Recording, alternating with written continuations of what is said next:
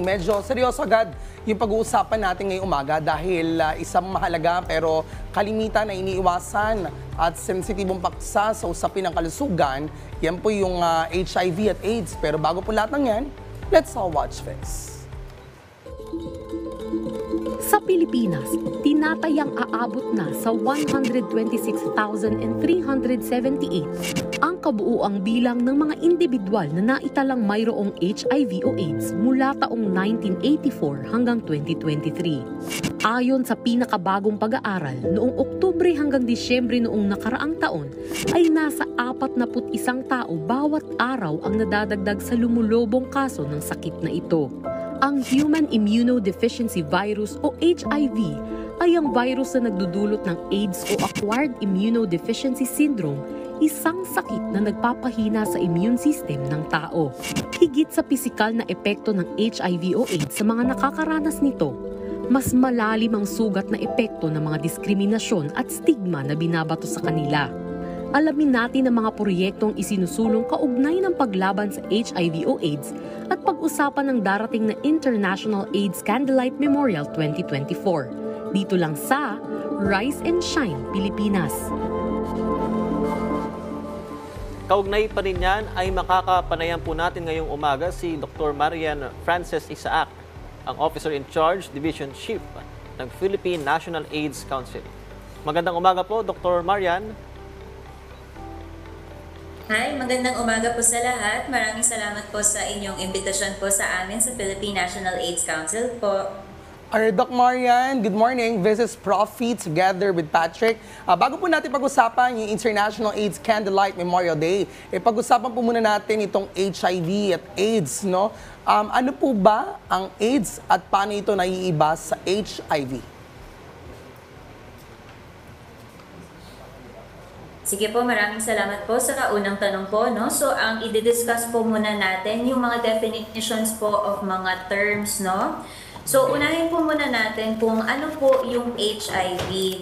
So, gagamit po ako ng mga terminologies na muna po, no, para ma-identify po natin ang HIV. So, ang HIV po ay tinatawag natin isang sexually transmitted infection or ang tinatawag natin na STI. So, based doon sa, STI po ang HIV actually. So, based doon sa terms na sexually transmitted infection, isa po itong infection na nakukuha po natin through unprotected na sexual contact. So, sa ngayon po, no, ang ating mga STI, so included na po dito ang HIV. Meron din po tayong mga tinatawag na chlamydia, gonorrhea, syphilis, trichomoniasis, herpes, HPV at iba pa po. Pero lahat po ng mga nabanggit ko po ay mga sexually transmitted diseases. Kumbaga, ang HIV is only one of the STIs that we have po, no? So, babalikan po natin ang HIV. Ano nga po ba ang meaning ng HIV? Ang H, human, I, immunodeficiency, V, virus. So, ang HIV is a human immunodeficiency virus.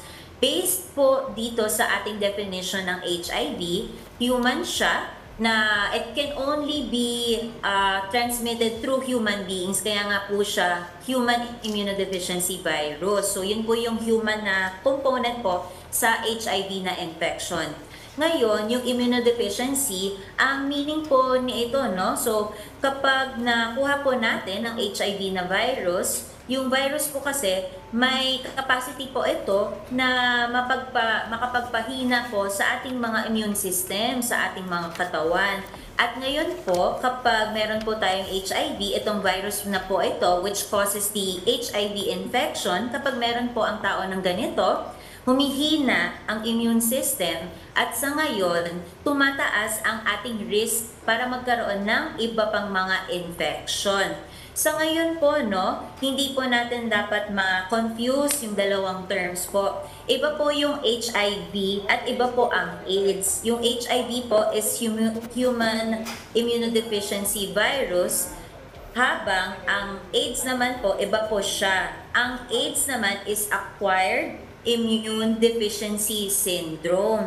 So, yung AIDS naman po, ang syndrome po, no, kung saan yung AIDS ay mas lumala na po, mas naging grabe na po ang kondisyon po ng isang tao kapag hindi niya nabantayan ang kanyang infection po. So, based doon sa words na nandoon sa AIDS po, no? So, acquired, nakukuha lang po siya from one infected person to another. So, take note na it can only be transmitted through human beings. Yung I naman sa AIDS, dito, same sa HIV, humihina po ang ating immune system. So, very weak na po, kumbaga kapag meron ka na pong AIDS. Yung D dito na deficiency, meron po tayong mga tinatawag na CD4 plus cells. Bale, may mga cells po tayo sa katawan na pumoprotekta po sa atin. Pero kapag meron po tayong infection po, no, sa HIV at pag lumalala po ito, mas humihina ang immune system at mas kumukonti po itong mga cells na nagpo-protect po sa atin po. Ang S naman po sa AIDS, no, so syndrome nga po siya. So, kumbaga, maraming mga sintomas na na-experience po ang person na may AIDS. So, paiba-iba po ito, depende sa person. So, may iba na sobrang pumapayat na, mas humihina, wala nang gana kumain, at iba pa po. So, mahalaga po sa ating lahat na alam po natin ang pagkakaiba po ng HIV at AIDS. Ayun po. Yes, Doc. Ngayong darating na linggo nga po, May 18, ipagdiriwang ang International AIDS Candlelight Memorial. Ano po ba ang layunin nito at ano po yung mga activities na gagawin? Opo. So, ang International AIDS Candlelight Memorial po, no, this is usually celebrated po sa third week of May. So, ngayon paparating na po tayo sa third Sunday of May rather po, no. Ang memorial na po ito, so nakita po natin sa ating mga datos na marami nga po talagang mga tao kahit globally na apektado po sa HIV and AIDS. And sa nakita po natin through the years po, no, marami nga po ang namatay dahil nga po sa napakagrabing sakit na po ito. So which is why in order to remember remember the lives that were lost to the HIV and AIDS na epidemic, we are holding this memorial po ngayon in order to remember all of those who lost their lives to the epidemic, and so that we can recognize the great threats that this epidemic has on everyone here, and not just in the Philippines but globally also. So sa ngayon po, no, meron po tayo maraming plano with regards to the commemoration po of our International AIDS Candlelight Memorial or ang IACM po. Ang Philippine National AIDS Council po ay nag-partner with the San Lazaro Hospital for this year in order to commemorate nga po yung ACM. So, ang kasama po sa ating programa sa ACM po, marami po tayong inimbita na mga speakers to speak about their experiences when dealing with the HIV po, no? So, meron po tayong makukuha mga testimonials po from people living with HIV and how they can empower the rest of those who are currently living with the infection po, no? So, alalahanin po natin na dapat hindi natin isipin na death sentence po ang HIV infection. Kasi kaya po talaga ito gawa ng paraan. Marami pong paraan para maiwasan karoon po kayo ng HIV infection. Pwede po tayo maka-avail ng mga medications on this. Bukod po dito sa mga magbibigay ng mga testimonials po during the ACM, nakipag-partner din po ang PINA with the Department of Labor and Employment or ang DOLE. Kasi sa nakaraan po, no, nagkaroon po tayo ng mga activities in terms of the profiling of the people living with HIV or ang ating PLHIV para ma-assess po ang kanilang mga sitwasyon at sa ganun po, pag eligible po sila, ma-awardan po sila ng mga livelihood programs. So nagpapasalamat po kami sa DOLE through this partnership dahil nagkaroon po tayo ng 7 awardees. So, wow. Maraming salamat po sa DOLE. Opo, meron po tayong 7 awardees ngayon na makakatanggap po ng mga livelihood programs po. So, isa sa mga livelihood programs po na ma-offer natin to our PLHIV. So, apart or mga bigasan po. So mabuti na lang po meron po tayong mga livelihood programs for those who are afflicted with the disease po. At bukod po dyan, meron din po tayo na tinatawag na memorial wall. So, in partnership po ito with the San Lazaro Hospital. Itong memorial wall po, magkakaroon po tayo ng unveiling. Ang nakalagay po dito sa ating memorial wall would be the names of those who passed away from HIV and AIDS po. So, para yun nga po, ma-recognize po nga natin those who have moved on po, no? And para maging remembrance po ito sa ating lahat. Meron din po tayong mga onting performances din from our resource speakers. So yun nga po, may isa po tayong performer din from PUP, and of course si Mr. Adriana Lindayag po, isang performer po siya. Kung familiar po kayo sa Rent na musical, magiging present din po siya sa ating ACM. At yung last part po ng ating program sa ACM, we would have the lotus ceremony. So meron po tayong mga kilts kung saan nandun din po ang mga napakaraming programa, nakakatuwa, no, with the lost different their lives collaborations to with the government agencies, no. At syempre, no, Yes. para po makaparticipate ang ating mga ka-RSP, paano po maaring makiisa ang mga komunidad upang mapataas yung kamalayan sa HIV at AIDS, at paano natin mahihinto, maiwawasto ang stigma tungkol sa kondisyong ito?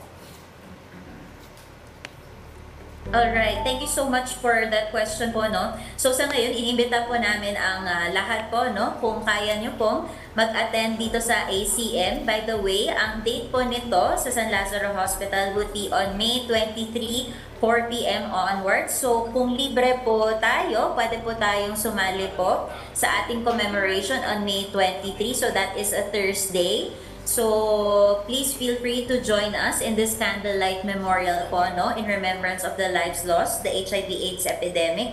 And of course, para mas ma-increase po natin ang HIV/AIDS awareness, so dapat may sapat po tayo ng impormasyon regarding HIV and AIDS, how to prevent this, how to treat this, and how to help others be more aware po, no. So, sa ngayon po, the Philippine National AIDS Council is conducting mga HIV 101 sessions. We are currently partnering with the several government agencies and civil society organizations po, no, in delivering these lectures. So, ang ginagawa po muna namin is that we are informing the general population or the general public regarding HIV and AIDS po. So, meron din po tayong ibang paraan in which we can be more informed. So, pwede po natin bisitahin po ang website po ng Philippine National AIDS Council. So, ang pnac.ph.gov.ph para sa katagdagang impormasyon po. Panguli na lamang po, saan at kanino maaaring lumapit ang taong may HIV or AIDS or person living with HIV na nakaranas ng ganito mga senaryo, ma'am?